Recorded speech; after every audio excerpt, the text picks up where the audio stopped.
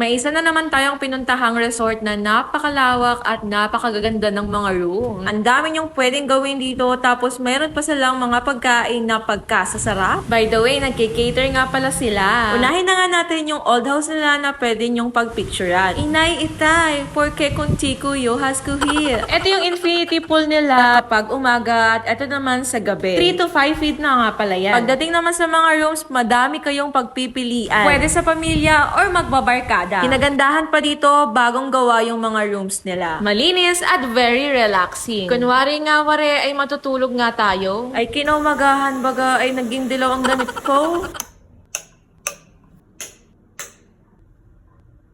Nag-enjoy nga ang bata sa ASMR. Ngayon naman, it's breakfast time. Pwede kayong magpa-cater kagaya ng ginawa namin. Kaya naman, thank you Lord for this food. Meron nga rin pala sila ditong bikes for rent, kaya naman gumamit na rin kami. 100 pesos nga lang pala yung babayaran natin. Kasama nga natin dito si Darling Les. And si Ma'am si Rachel Pangilinan, ay Esther Rachel Ramos. Naghiwalay na nga kami at nag-video nga ako dito. Alam nyo ba na same lang ako dati, tapos naka one hand lang ako. O ngayon, inulit ko, nag-video naman ako. And thank you Lord, hindi naman tayo na-sempla. O diba, nakapag-exercise pa akes. Pwedeng-pwede nga rin pala kayo maglaro ng darts dito. Table tennis, arcade basketball, at for rent iyan. Ang basketball player rin talaga ako dati. Kung ngayon may 4 points na, pues ako, nakaka 5 points ako. Pwede nyo rin itry yung nilalaro namin ni Darling Les. And meron din silang billiards. Dahil nga nabanggit ko kanina sa inyo na basketball player ako, dati, ikukwento ko na, nag-tryout ako para sa Bulprisa nung high school. Tapos ako, tinakbo ko yung bola, ganyan-ganyan yung ginawa ko. Pinituhan ako, sabi sa akin, traveling daw. Sabi ko naman, ano yun? Yun yung tinakbo ko yung bola pero hindi naman dinidribble. Natawa na lang yung ante nyo sa sarili niya. Pero wag kayo, naging MVP ako.